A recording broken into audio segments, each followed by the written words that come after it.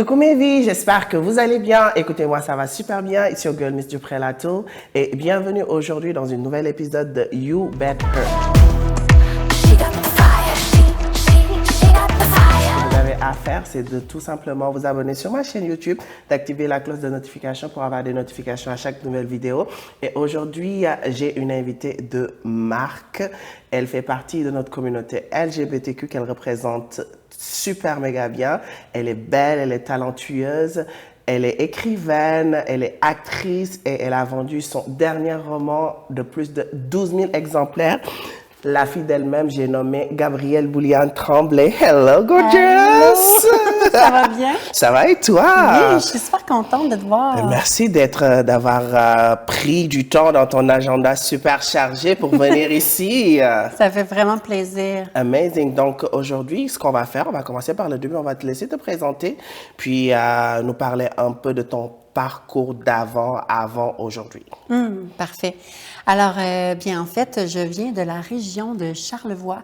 C'est la campagne, c'est Saint-Siméon. C'est un petit village de 1200 habitants. C'est près du fleuve, près des montagnes. J'ai vécu là jusqu'à à peu près 16 ans. Puis, c'est drôle parce que tout le temps dans ma vie, j'ai aimé être dans les grands espaces. C'est la campagne, c'est la nature. Mais je me sentais vraiment emprisonnée quand même parce que je vivais pas encore ma réalité de personne trans, ma vérité.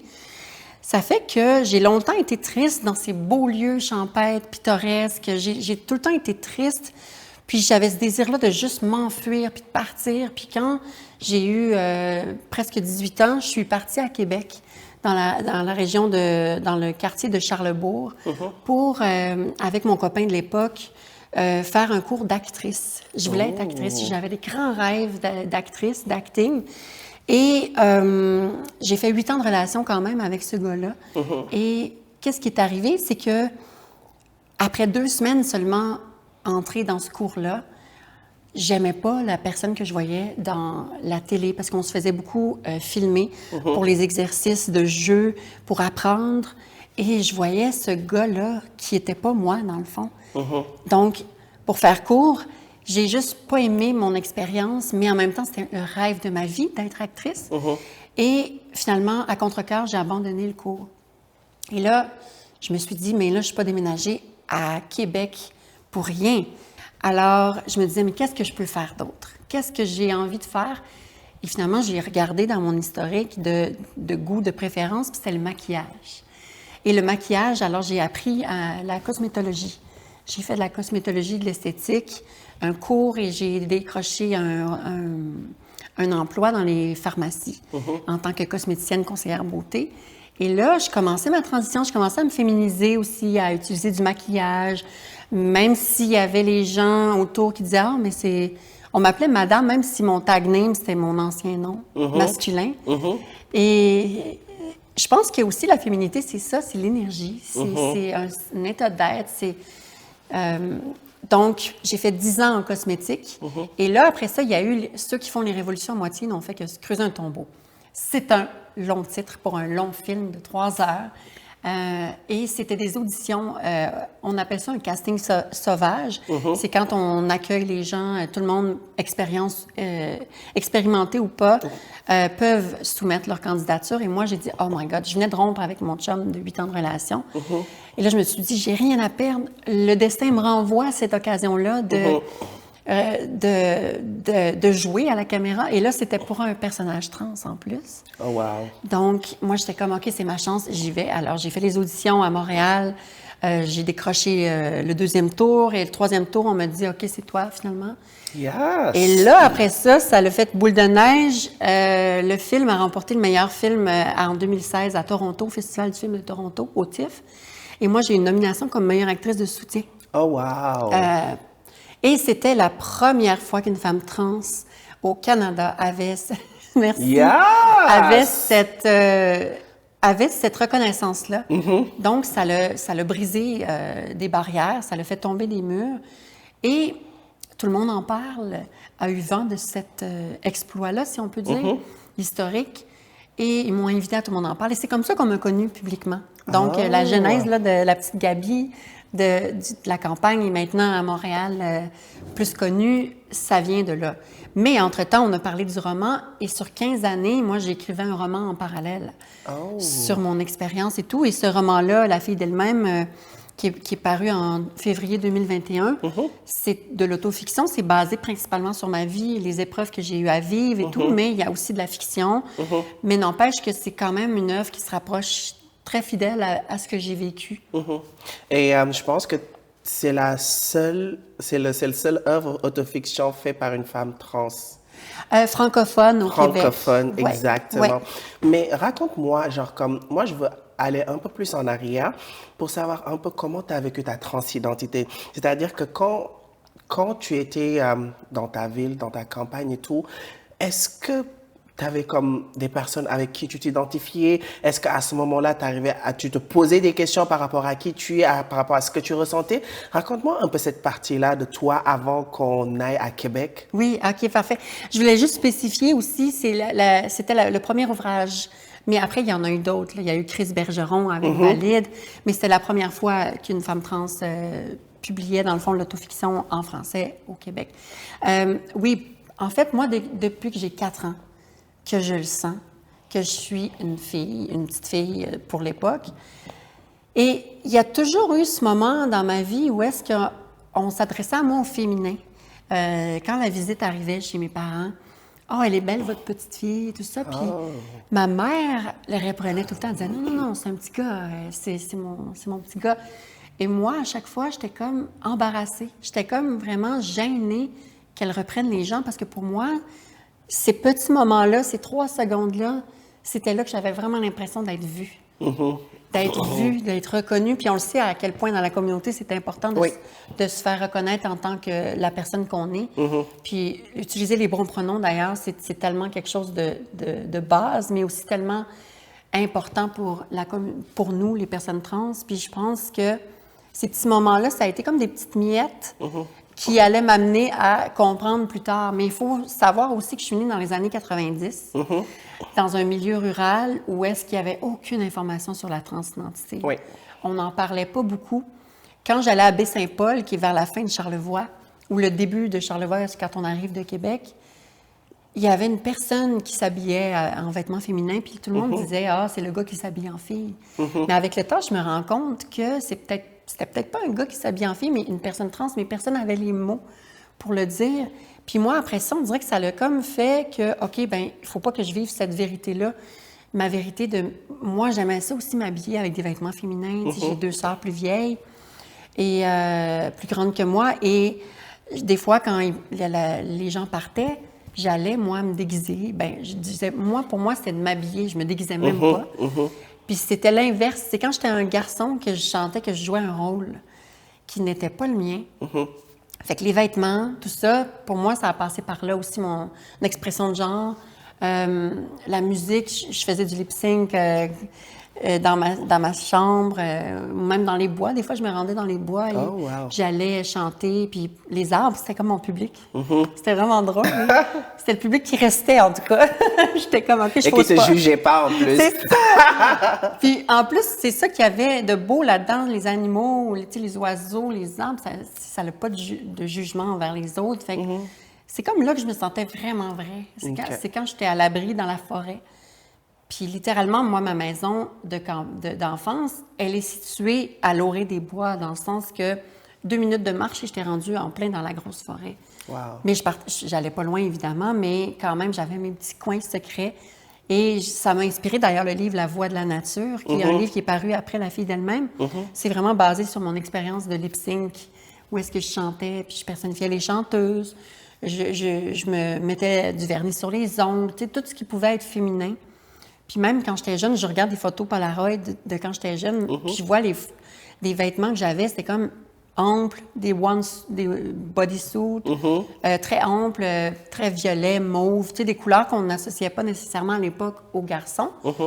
Et j'ai demandé à ma mère, mais comment ça, donc, tu me laissais porter ces vêtements-là? Elle dit, mais c'est parce que je te laissais choisir ce que tu voulais, parce que tu n'aimais tellement pas être habillée comme tous les autres petits garçons, que je te laissais choisir. Ah, c'est magnifique ça. Puis, est-ce que ton chum de 8 ans, j'imagine que tu l'as rencontré à la campagne? Je l'ai rencontré, en fait, moi, je vivais à la campagne, oui. Et lui, il restait à l'autre bord des ponts de Québec, là, comme pas loin de Plessisville. Et on s'était connus sur le réseau Facebook. Non, Netlog. Ça te dit quelque chose, Netlog? Non! Oh my God, c'est tellement vieux! C'était avant Facebook, c'était un réseau où est-ce qu'on publiait des vidéos, tout ça. Puis, tu sais, Facebook, quand il est arrivé, ça l'a tout enlevé.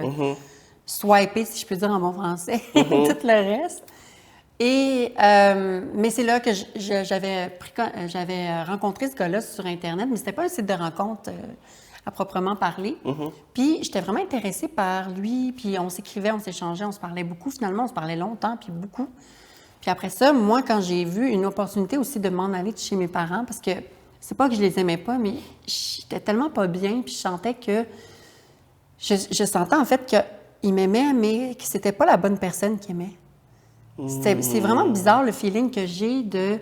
J'ai quand même eu la chance d'avoir une enfance bien entourée de parents aimants, mais j'avais l'impression que cet amour-là qui était dirigé vers moi glissait, parce qu'il s'adressait à un petit gars.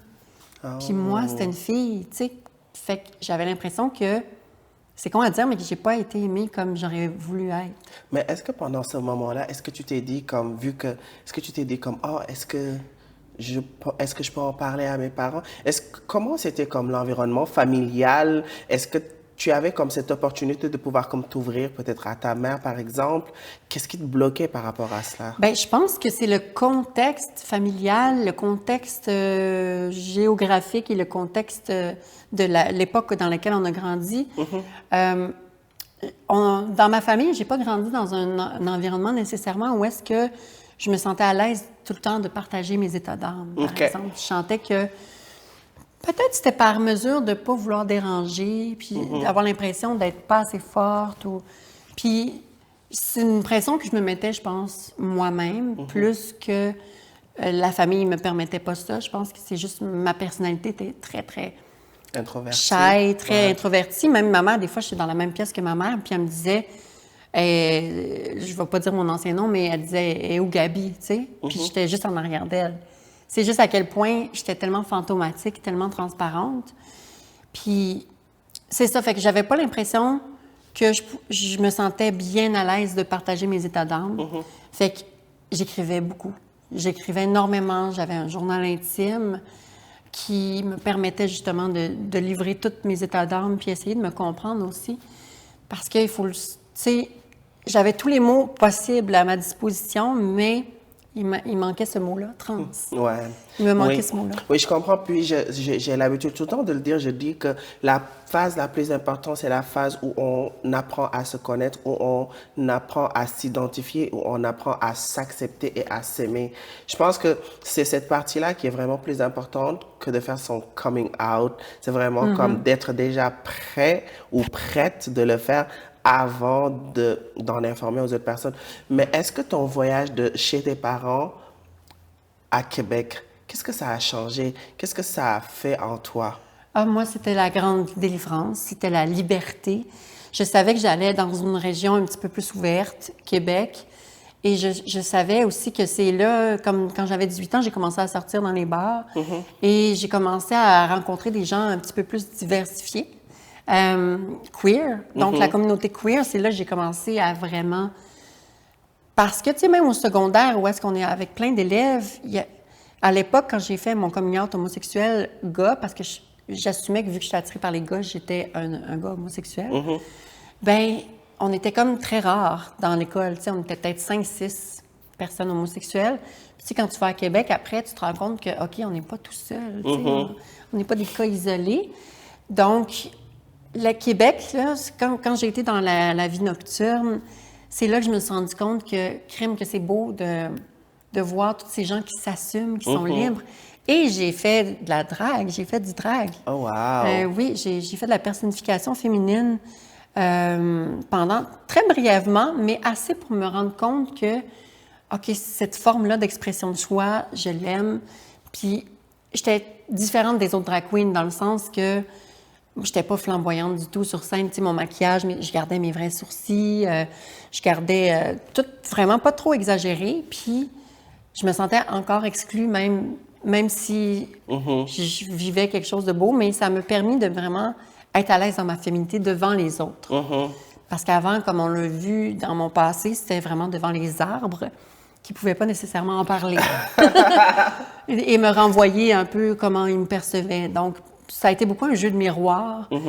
Et j'ai fait ça brièvement, peut-être 4-5 mois, mais je faisais des spectacles avec les filles avec qui je travaillais en cosmétique. 2 filles aimaient la danse, puis on était un trio, puis on se faisait des chorégraphies dans mon salon. Puis Oh, wow! je me rappelle de Bad Romance que j'avais fait. Lady Gaga. C'était fou. Puis c'était dans les premières performances de Bad Romance, là. Tout le monde le fait après, mais c'était vraiment le fun parce que toute l'effervescence de cette tune-là. En tout cas, bref, c'est des beaux souvenirs. Mais par contre, ça faisait en sorte que mon chum de l'époque, lui, il tripait pas tant. Là. Il tripait pas vraiment parce que je passais de plus en plus de temps habillée en fille. Grand gars. Oui. Et même quand j'allais au travail, tu sais, je commençais à me laisser pousser les cheveux. Je m'étais fait percer les oreilles comme à 18 ans, 19 ans. Puis c'est tous des petits moments comme ça qui, lui, l'éloignaient, mais moi, me rapprochaient de moi-même. Puis c'est ça qui a été déchirant, je pense, dans mon histoire de vie, c'est que, tu sais, on s'aimait encore, même si il a fallu se séparer.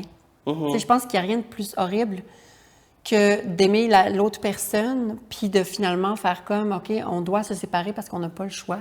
Ça ne peut plus aller plus loin. Tu sais, il me semble que c'est facile des fois de se séparer parce que tu n'aimes pas quelqu'un ou tu détestes quelqu'un, tu sais. Mais quand tu aimes la personne, puis que tu te voyais avec, tu sais, on magasinait une maison ensemble, tu sais, on était rendus là quand même après 8 ans.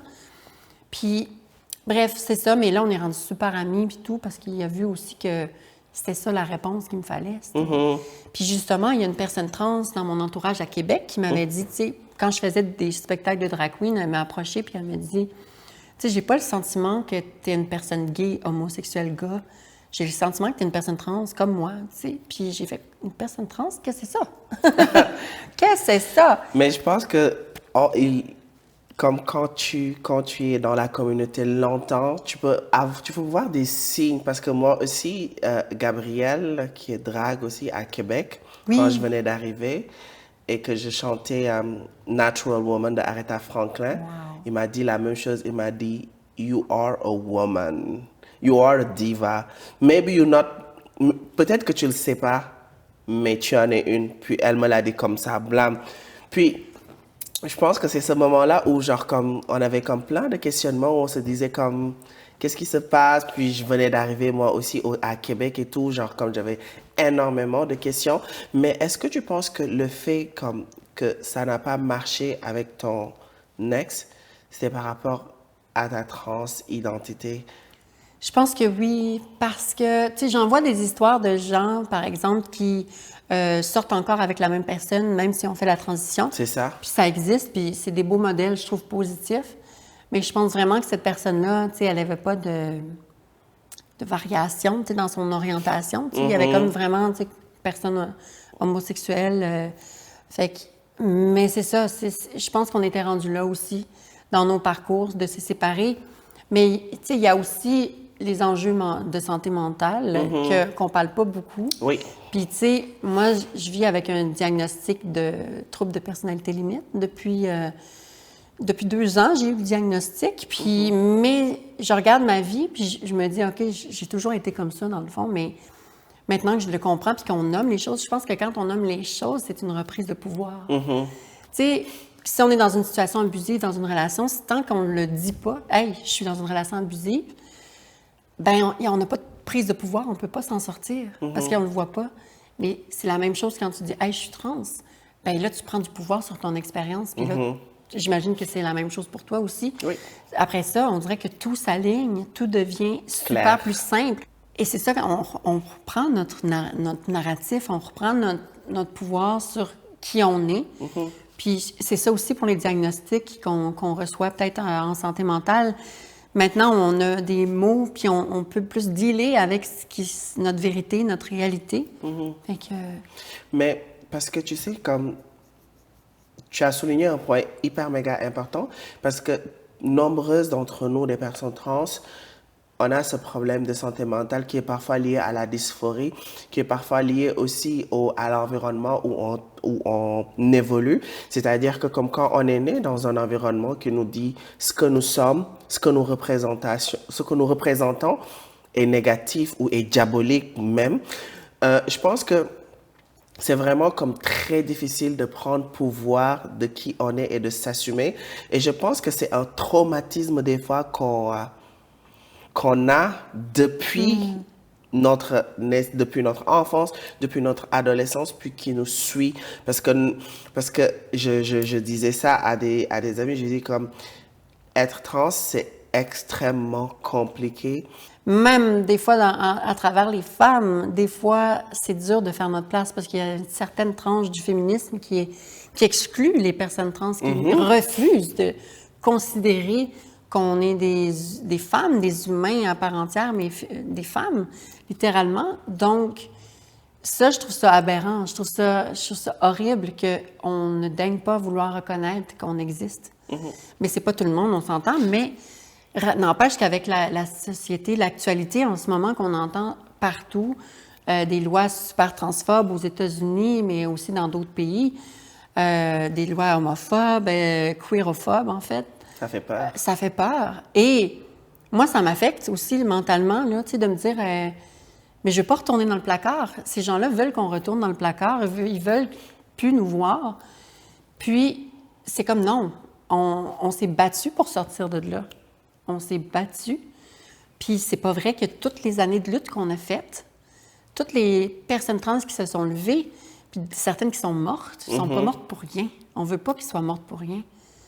Puis... À 100%. À 100%. Puis, je trouve aussi que nous, on est ambassadrices de la communauté trans. Puis, genre, comme la raison pour laquelle je voulais vraiment que tu viennes et qu'on partage une scène ensemble, c'est-à-dire que c'est de montrer aussi que notre communauté trans doit être plus soudée que jamais. Je pense que c'est là où est vraiment le message. Parce que juste entre trans, qu'on s'assoit et qu'on cherche des solutions et qu'on se combat côte à côte, je pense que ça même, c'est déjà... Une révolution. Exactement. Oui. Puis, genre, comme, des fois, je vois comme dans notre même communauté LGBTQ, énormément aussi de jugements, énormément de trucs. Puis, tu as dit tout à l'heure que des femmes s'opposaient à reconnaître les femmes trans comme des femmes. Mais aussi, dans notre communauté, il y a des femmes trans qui ne reconnaissent pas d'autres femmes trans par rapport à leur féminité. Ça, je trouve que...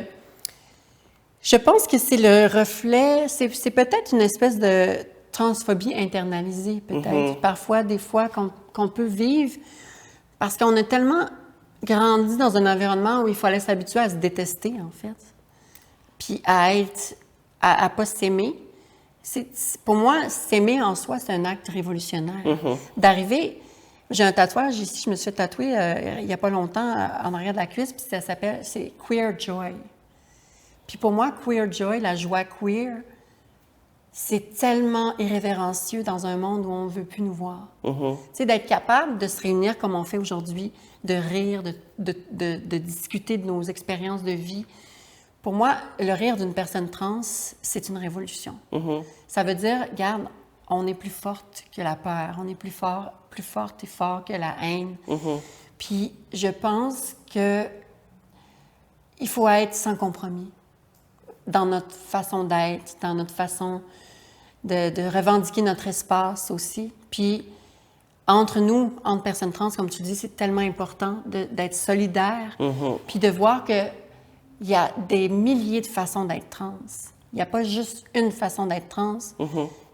Tu sais, il n'y a pas juste une façon d'être un... Il n'y a pas une norme de transidentité. Parce que, en fait, l'affaire, c'est que le problème, c'est que les personnes, la société nous pousse à nous mettre dans des cases. C'est-à-dire que quand on doit être comme straight passing, c'est comme quand tu es quand tu es une trans féminine, tu dois être féminine. You need to look like a girl. Ou quand tu es transmasque, tu dois ressembler à un homme à 100%. C'est parce que je pense que c'est une pression aussi qu'on a au niveau de la société qui fait que beaucoup de trans aussi sentent cette pression-là et veulent aussi aller dans les deux spectres, c'est-à-dire comme très masculin, straight passing, ou très féminine, straight passing.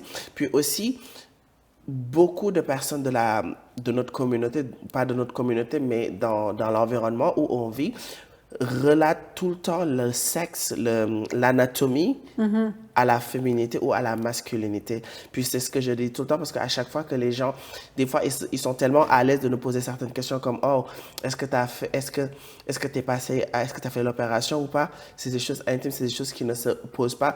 Puis j'ai vu beaucoup de trans qui ont fait l'opération non pas pour eux, mais pour la société. Et ça, c'est dommageable pour la santé mentale de la personne qui a fait ça comme ça parce que, au final, c'est avec toi que tu vis toute ta vie. Dans le sens, oui, on peut avoir des copains, des copines, on peut avoir des relations, mais c'est avec nous-mêmes qu'on est à 100% tout le long de notre vie. Et moi, je pense que, tu sais, j'ai longtemps hésité, tout ça, puis j'étais beaucoup dans les questionnements. Mais au final, je me suis dit, c'est ma décision à moi, tu sais. Puis je pense que ces deux extrêmes-là, ces deux pôles de extra-féminine, extra-masculin, je pense que c'est peut-être une partie en réflexe à, justement, ne pas vouloir se faire repérer, si je peux dire, ne pas vouloir se faire poser des questions, puis je les comprends, tu sais. Puis, mais ce qui serait beau de voir, c'est qu'on peut être ultra féminine une journée, puis même le lendemain, tu sais, comme pas être féminine du tout, puis on est la même personne, puis on est valide. Tu sais, je pense que les extrêmes nous renseignent sur le milieu aussi, à quelque part, qu'on trouve notre propre balance, notre propre équilibre dans tout ça. Puis, tu sais, là, aujourd'hui, je suis habillée, tu sais, en rose, super Barbie, mais ça me tentait, tu sais. Puis, des fois, je suis habillée tout en noir, de la tête aux pieds, puis c'est comme... J'aimerais ça que les gens apprennent à ce que nos expressions de genre, puis nos expressions comme on le désire, soient respectées puis valides, puis que ça fasse pas une étude de cas ou un article dans un journal. Puis c'est ça, c'est ce que je constate aussi dans les médias québécois, des fois, les chroniqueurs là, qui ont vraiment beaucoup de paroles, puis beaucoup de choses, de visibilité. De visibilité, mais aussi qui en profitent justement pour nous cracher dessus, quelque part. Tu sais, je pense qu'on peut y aller avec ce mot-là, cracher dessus. Puis, je trouve que c'est dommageable pour notre santé mentale en tant qu'humain, là, tu sais, de tout le temps se faire lire, OK, ça alimente la transphobie. Oui, à 100%. J'ai une question pour toi. Tout au long de ton parcours, genre comme dans ta carrière d'actrice et que tu écrivais en même temps, comment est-ce que tu as vécu ta transidentité déjà en premier dans le monde où tu étais actrice et tout, et aussi dans le monde où tu écrivais des livres, où tu rencontrais d'autres personnes? Comment est-ce que tu le vivais? Est-ce que tu pensais que c'était un atout ou plus un frein? Ah, j'aime ça qu'on aille là, parce que, tu sais, souvent on me disait « Ah, t'as pas l'air trans, t'as pas l'air trans ».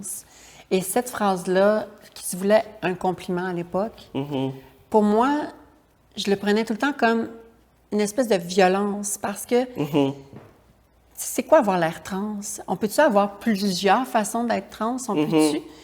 Puis il y a des gens qui me disaient, ben là, tais-toi, tu passes pour une fille cis, tu devrais être contente.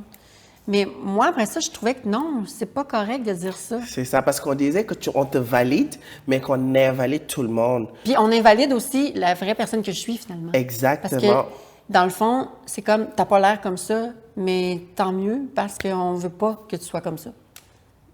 C'est ça que ça renvoyait comme message. Puis quand j'étais sur la scène du dating, souvent, les gars, c'était ça, ils étaient super contents d'être avec moi, mais quand c'était pour me présenter aux parents ou présenter à leurs amis, juste comme leur entourage proche, ça allait jamais jusque-là. Fait que, tu sais, j'ai été longtemps comme à espérer une relation saine, puis finalement, je tombais sur des gars qui profitaient de moi, puis ça l'a vraiment atteint mon estime personnelle pendant longtemps. Tu sais, je suis encore en reconstruction de tout ça, là, tu sais, c'est beaucoup, beaucoup de travail, mais je pense que ça vaut la peine, puis surtout, ça vaut la joie, la joie queer.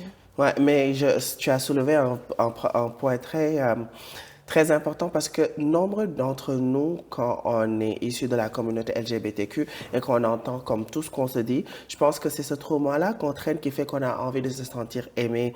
Et vu qu'il y a tellement une pression sociale, beaucoup n'assument pas. Donc, ce qui veut dire que comme des fois, comme nous, on se dit qu'on est les problèmes, que nous sommes le problème.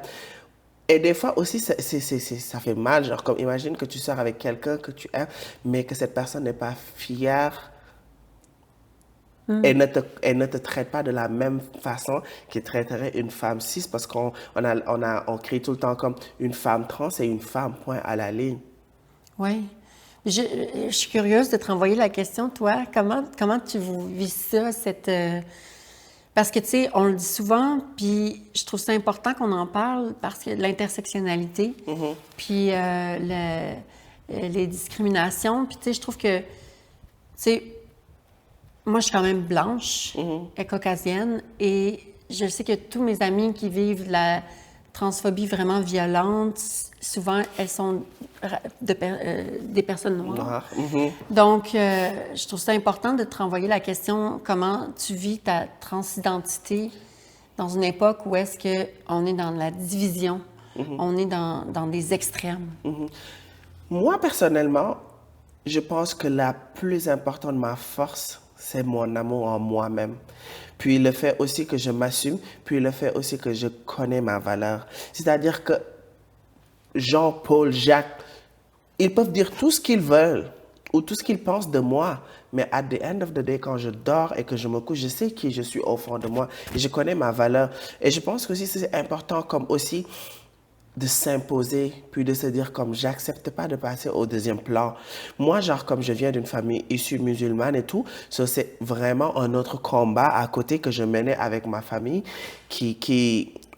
où j'avais comme énormément de coutumes, elle vivait dans la religion où genre comme ça n'existe, tu peux pas te permettre d'être ça. Mais j'ai pris cette force-là de quitter. Parce que déjà de quitter chez moi, parce que ici à Québec, les gens vivent comme en individualité beaucoup, alors que nous, chez nous, on vit beaucoup en communauté. Donc c'est vraiment comme, il faut vraiment avoir comme une force mentale pour se dire comme les gens avec qui j'ai grandi, que j'ai, genre comme tu peux voir des familles de 20, 30 personnes, tu peux avoir 15 demi-frères, 15 demi-sœurs, puis tu te dis comme je vais laisser tout ça au nom de la liberté. Il faut être extrêmement égoïste. Donc, chose que j'ai fait comme quand je suis venue ici, je suis juste partie m'éduquer. Je suis juste partie m'éduquer sur la communauté LGBTQ, sur comment est-ce que ça fonctionne, comment est-ce que ça fait, comment je m'identifie. Puis j'ai pris du temps. À toi. Pour moi. Pour toi. Parce qu'au début, quand je venais d'arriver, comme j'avais peur même de me maquiller parce que le maquillage, j'ai commencé à le faire quand les techniques de contouring sont sorties, puis j'avais des copines qui étaient des jumelles, elles étaient tellement belles, puis elles se maquillaient tout le temps, elles faisaient des vidéos, puis on était tous proches. Puis moi, ce que j'ai fait, c'est que je suis partie m'acheter toutes les matériels, les pinceaux et tout. Et vu que je pouvais pas me maquiller moi toute seule, j'ai invité à mes copines. C'est genre comme, oh viens, je fais à dîner. Est-ce que je peux te maquiller aussi? Et tout. Puis genre comme j'essayais les techniques sur elles. Puis à un moment donné, j'ai eu le courage de les faire sur moi, mais je le faisais sur moi. Puis j'ai resté chez moi parce que je pouvais pas sortir de chez moi avec du maquillage. Et quand je suis venue ici aussi, j'avais une amie, à chaque fois que je voulais sortir, je lui disais, oh, je vais te voir, mais aussi je vais te voir maquiller. Je dis, oh my God, yes. Mais je serais avec des amis, j'étais genre comme, oh. Elle me disait, mais non, c'est correct. Mes amis t'es plus en Afrique, ma chérie. T'es au Canada maintenant. Laisse-toi aller. Tu vois? Donc, c'était tout un processus. Et quand j'ai été à Québec aussi, genre comme les Québécois, Québec City, c'était des gens qui n'étaient pas très accueillants ou qui me faisaient pas forcément sentir que j'étais chez moi. Mais c'est vraiment quand je suis venue à Montréal que j'ai eu un vrai déclic parce que j'ai quand même vécu 2 ans là-bas. J'allais tout le temps voir la communauté LGBTQ. J'ai fait mon premier Pride en 2019. Ici, je suis venue à Montréal. J'ai acheté mes premiers talons. Donc, c'est vraiment un processus que je me suis autorisée à faire moi-même et que je continue de faire. Parce que des fois, on me pose des questions comme, oh, est-ce que tu vas faire ça? Est-ce que tu vas faire des opérations? Est-ce que tu vas faire ça? Je dis, je sais pas. On ne sait pas que l'avenir nous réserve parce que 2 ans auparavant, on m'aurait dit que je serais ici, genre comme que je m'identifie en femme trans, j'aurais dit, je pense pas. Que j'aurais fait mon coming out, j'aurais dit, je sais pas. Mais je pense que c'est vraiment comme de prendre le temps sur soi-même, d'apprendre à se connaître, d'apprendre à s'aimer. Puis par la suite, je pense que ça marche par énergie. Une fois que tu es en confiance en soi, une fois que tu sais ce que tu veux et ce que tu veux, je pense que c'est là où est le déclic, même même avec les hommes et tout.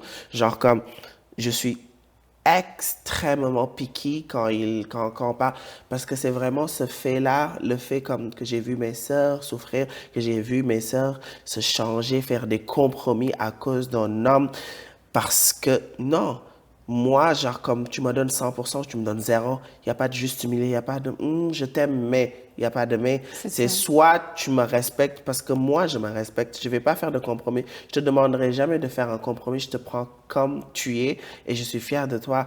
Mais quand on commence à te cacher, ça te ramène là où tu as quitté. Moi, j'ai quitté comme je veux pas y retourner Non, c'est pour un trauma c'est aussi. ça pour rien au monde. Peu importe l'amour que je porte à quelqu'un, j'ai la possibilité de quitter cette personne. Comme Sam Smith dit, I'm too good at goodbyes. Je suis ce genre de personne, c'est-à-dire que je veux plus souffrir, je veux plus être dans ce dans ce vibe où je pleure pour quelqu'un ou genre comme j'ai mal pour quelqu'un. C'est ce qui fait que moi je suis le genre de personne quand je vois les red flags dès le début, je quitte Bye. direct. Genre comme, je sais pas, comme, je fonce pas dessus.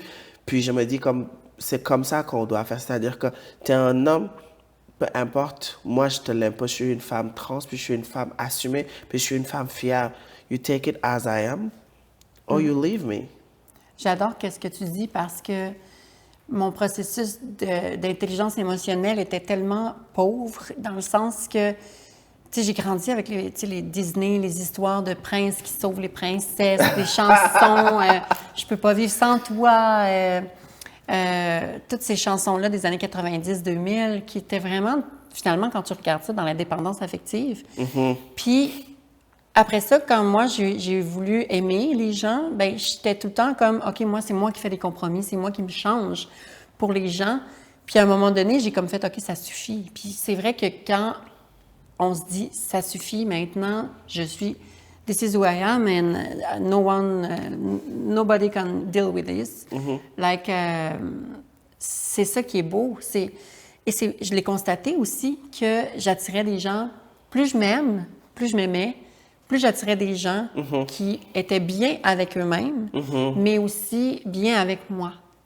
Et ça, je trouve ça beau que dans le fond, mon cheminement, c'est comme, je me dis, dans le fond, il faut apprendre à s'aimer avant.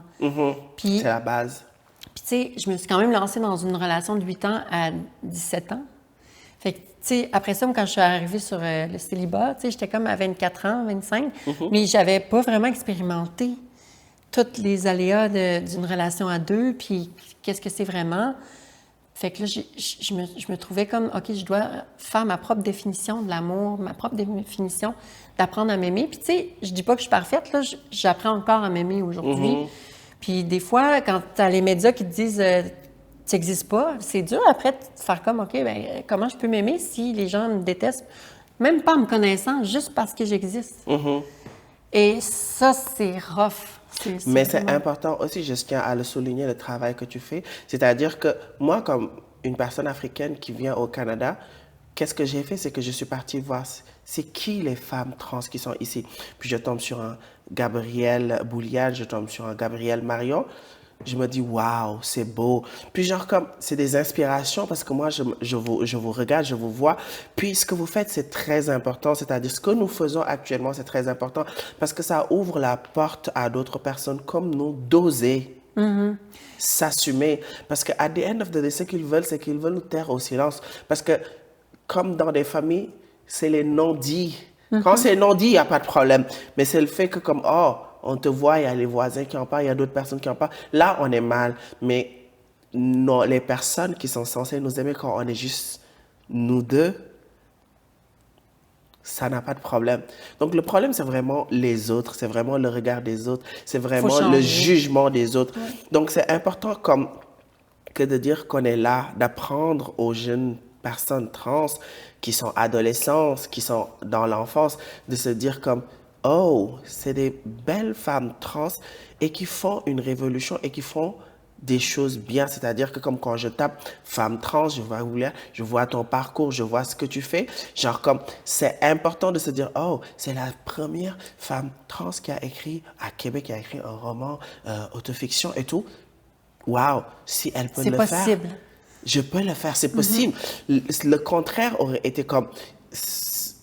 Parce qu'on se dit, oh, je suis seul au monde. Parce que c'est difficile d'être seul au monde. Parce que moi aussi, pareil, quand j'étais en Afrique et tout, j'avais pas comme des personnes sur lesquelles je pouvais relate. Parce que tout le monde se cachait, tout le monde avait peur. Mais ce moment où je me suis autorisée à sortir. Puis aussi, l'Internet a beaucoup aidé parce que je dis tout le temps qu'en 2023, il y a ce qu'on appelle la mondialisation. C'est-à-dire que toutes les choses qui se passent à l'autre bout du monde, on peut être au courant et on peut savoir comment ça fonctionne.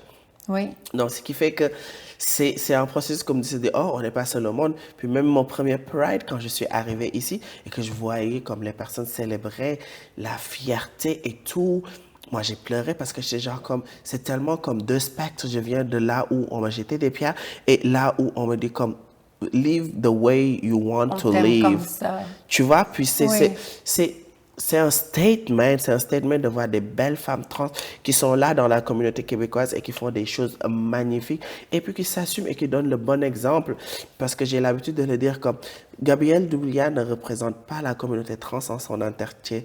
Donc, ce qui fait que c'est important aussi de casser les stéréotypes qu'on donne aux personnes trans. Absolument. Parce qu'une personne a rencontré une personne trans X, que toutes les personnes trans sont comme ça. C'est comme si on faisait le revers et qu'on disait que tous les hommes hétéros ou toutes les personnes hétéros sont les mêmes. Oui, puis en même temps, tu sais, je pense à ça, tu sais, une forêt. C'est simple, là, mais j'ai grandi en forêt puis j'ai tout le temps les exemples de nature. Mais une forêt, si c'était composé que seulement du même arbre, si un jour il y a une maladie qui atteint cet arbre-là, toute la forêt est décimée. Mm-hmm. Mais grâce à la biodiversité, à la diversité de toutes les espèces, tous les genres d'arbres, on va dire, ben ça permet que la forêt est luxuriante, la forêt perdure dans le temps, dans les époques, même à travers les cataclysmes et tout ça. Fait que je pense que c'est un peu ça le parallèle que j'aime faire avec la diversité, c'est qu'on a tous et toutes quelque chose à apporter. Et c'est pour ça que c'est bien aujourd'hui ce qu'on fait, parce qu'on a deux visions différentes. En fait, on a deux expériences différentes et c'est ça qui fait que c'est beau, c'est qu'on est un prisme. On n'est pas juste en 2D, on a plusieurs facettes. L'expérience trans a plusieurs facettes. Puis j'aime dire que dans le fond, je suis une femme, mais je vis une expérience trans. Mm-hmm. C'est-à-dire, avec tout ce que ça implique du fait que je suis née avec pas le sexe en accord avec mon identité de genre, le sexe assigné à la naissance avec mon identité de genre. C'est sûr que ça fait pas que j'ai pas eu de menstruation, par exemple, j'ai pas eu le même parcours, mais c'est une expérience trans. Mm-hmm. J'aime ça spécifier que, dans le fond, on est femme, mais c'est une autre couleur, c'est une autre teinte. Mm-hmm. Puis aussi, c'est important aussi de mettre un message, c'est-à-dire que les femmes, on n'est pas en concurrence, les gars. On veut juste vivre notre identité. On aime la féminité, on se sent femme. Et c'est la chose, c'est notre vie. At the end of the day, c'est pas la vie de A ou B. Genre comme, moi, je me permettrai jamais de venir dire des commentaires ou de faire des choses par rapport à ta vie parce que c'est tes choix. Aussi longtemps que tes choix ou ce que tu fais ne viennent pas impacter ma vie négativement, je pense que on s'en fout. Vivre et laisser vivre. C'est ça. C'est tellement une vieille phrase, mais qui a perduré dans le temps justement parce que c'est ça aussi qu'on se souhaite. Moi, je suis curieuse de voir qu'est-ce qu'on se souhaite pour l'avenir en tant que société, en tant que personne trans? Est-ce que toi, tu penses qu'il y a de l'espoir? Oui. Moi, je pense que si on est ici, en ce moment, en train d'avoir d'ailleurs, que ta chaîne existe, c'est de l'espoir, je pense. Merci aussi pour tout ce que tu fais. Je trouve que c'est vraiment important que... Tu sais, on n'est pas obligé de faire ça, hein? On n'est pas obligé de prendre la parole, mais on le fait parce que c'est notre cœur, on le fait parce que... Parce qu'on est ambassadrice avant tout. Oui. Parce que des fois, nous devons aller éduquer ces personnes-là. Parce que c'est pas toujours fun que des fois de se poser des questions. Je pense que ça a dû t'arriver que des gens te posent des questions qui te mettent pas forcément à l'aise ou que tu n'as pas du tout envie de répondre, mais tu le fais parce que tu sais que tu représentes, tu es aussi une partie d'une communauté qui a une visibilité et que tu dois aussi prendre cette visibilité-là pour montrer aux gens c'est quoi la transidentité, qu'est-ce que c'est que la transidentité pour casser ce stéréotype-là. Puis je pense que, tu sais, moi, ce que je nous souhaite, c'est qu'on arrête de se faire demander qu'est-ce qu'on a dans nos culottes Oh my avant God. même notre nom. Je nous souhaite, ça c'est la base, je nous souhaite aussi que, en tant qu'ambassadrice, qu'il y a des journées qu'on n'ait pas à lutter pour nos droits, mais pas parce qu'on est fatigué, parce que ça ne nous tente plus, mais parce qu'on n'aura plus besoin de le faire, parce que les gens vont être ouverts d'esprit, les gens vont se rendre compte que finalement, le fait que moi, je suis une femme trans, ne va pas l'empêcher d'être un homme cis. Puis, est-ce que tu as déjà eu ce truc où, genre, comme tu abordes des hommes cis, ou bien les hommes cis t'abordent, puis tu dis que tu es femme trans, puis la réponse qu'ils te donnent, oh, moi, je suis pas gay. Oui. Moi, je dis tout le temps comme, c'est quoi le rapport? C'est vraiment, en fait, associé, c'est ça, l'organe masculin à L'anatomie. l'orientation. Et moi, je le disais souvent, tu sais, je suis une femme, puis dans le fond, j'ai un pénis de fille parce que je vis une expérience trans, féminine. Donc, j'essayais de le faire voir comme ça avec les gars que je rencontrais, puis des fois, il y en a qui abandonnaient, qui s'en allaient tout de suite. Il y a des gens qui restaient par curiosité, pas nécessairement pour des bonnes intentions. Puis il y en a d'autres qui nous utilisaient, qui m'utilisaient comme un pont, tu sais, envers l'homosexualité, par exemple, pour s'avouer homosexuel, mais plus tard. En tout cas, bref. On est utilisé à toutes les sauces, les personnes trans, et c'est ça qui est épuisant parfois. Si on va dans le dating, c'est d'être tout le temps est-ce que ça vaut vraiment la peine? Est-ce que je vais vivre encore des mauvaises expériences? Puis, mais je veux dire aussi que j'ai rencontré des belles personnes ouvertes d'esprit, puis ouvertes de... Tu sais, moi, avec le temps, tu sais, je me pensais hétéro, puis là, je vais peut-être faire un coming out aujourd'hui. Oh! Attends, non mais... Alerte, coming out de Gabrielle Bouliane. Non, mais c'est que je me rends compte que je pense que je suis pansexuelle. Oh, wow. Puis, attends, ça vaut un petit clap, hein? Yes! Non, mais je pense que, tu sais, je me suis rendu compte, tu sais, qu'un homme trans, une femme trans, c'est la personne, moi, qui m'intéresse. Puis, je trouve que ça nous enlève tellement de barrières. Puis, je sais qu'il y a plein de gens qui font... Bon, c'est quoi encore cette affaire-là, la pansexualité? Tu sais, Cœur de pirate, à un moment donné, elle s'est définie comme pan, je pense, pansexuelle. Je pèse mes mots là-dessus, je suis pas certaine, mais queer, en tout cas. Et ça l'avait fait tellement jaser. Mais c'est comme, guys, girls, non-binaries, la Terre est en train d'éclater. On peut-tu parler d'autre chose que ce qu'on a dans les culottes? Ou de ce qu'on fait dans nos lits. Puis dans ce qu'on fait dans nos lits, nos préférences, c'est ça. Est-ce qu'on peut, genre, se concentrer sur l'avenir de la planète au lieu de vouloir s'entretuer? La personne. Oui. Au lieu de s'arrêter juste comme sur « Oh, t'es trans, oh, t'as fait l'opération, tu fais quoi? C'est qui l'homme? C'est qui la femme? » Genre, comme, j'ai tellement des amis gays qui se demandaient des fois comme « Ah, c'est qui l'homme? C'est qui fait l'homme et c'est qui fait la femme? On est deux hommes gays, point à la ligne. » Genre, comme, des fois, les gens, comme, je pense qu'ils ne pèsent pas. Mais il faut sortir de la binarité, je pense. Il faut sortir de... Puis je dis pas que tout le monde devrait être non-binaire, c'est pas ça, mais de ces stéréotypes-là de la femme fait ça, l'homme fait ça. Mais tu sais, il y a d'autres existences aussi à prendre en considération. Puis je pense que c'est juste comme de se dire, vivons, puis laissez-nous vivre.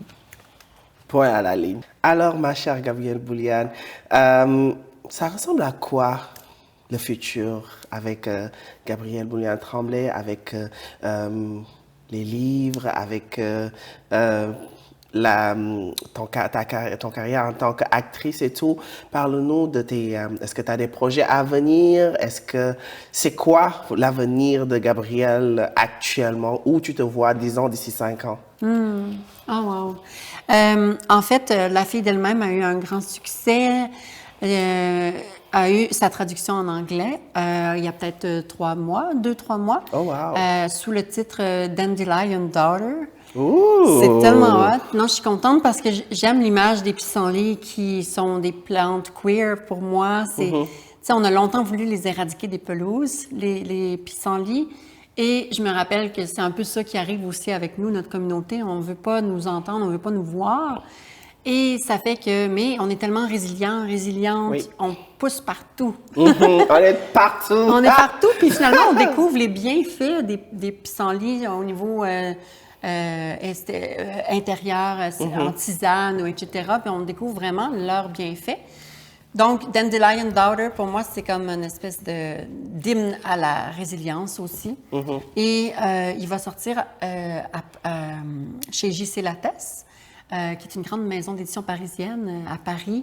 Dans le coin de l'automne, je n'ai pas la date exacte, mais ça sort là-bas chez nos cousins français. Wow, félicitations! Merci. Et je vais faire une tournée de promotion parce que le livre a gagné le prix des libraires du Québec 2022.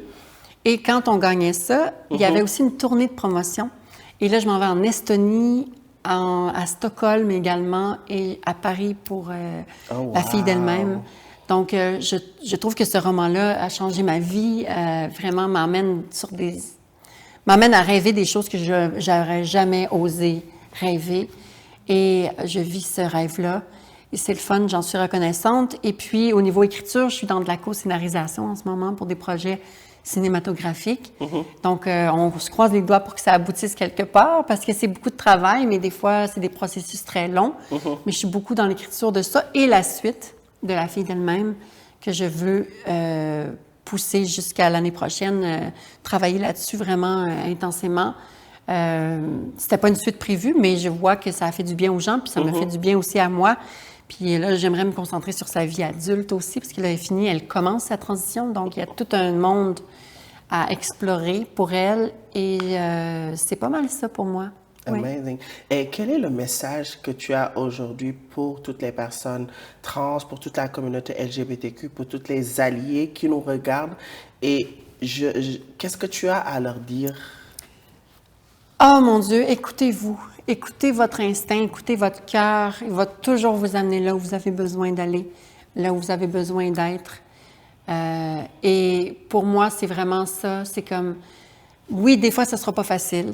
C'est pas facile, hein? Être intègre, authentique envers soi-même, c'est pas facile dans une société parfois d'apparence, une société où est-ce qu'on veut taire les aspérités, on veut tout soit lisse. Mais je pense que ça vaut la peine de rester intègre face à soi-même. Et je pense que ça serait ça mon message, c'est de vous écouter, aimez-vous, qu'on apprenne tout le monde à s'aimer soi-même. C'est une mission de vie pour moi. C'est vraiment, j'apprends chaque jour à être plus douce envers moi. Amazing. Mais merci beaucoup d'être venu, Gabrielle. Merci beaucoup d'avoir pris le temps, de t'être ouvert à nous et de nous avoir aussi raconté un peu ton histoire. Puis j'espère qu'on se recroisera in the road. On s'est recroisés déjà, on est sur un plateau. Oui, parce qu'on a fait le film Drague de Sophie Dupuis qui sort en septembre. Je pense que Oui, maintenant ça s'appelle Solo. Je pense qu'ils ont changé le nom. C'était comme un type de travail, mais oui, c'était tellement le fun de te croiser. Mais oui, c'était vraiment le fun. Puis aussi, on est aussi dans le même photoshoot de Julie Langenegger. Oui, Être. Il y a vraiment une belle vie, ce projet-là. Hein? On en parle beaucoup en Suisse.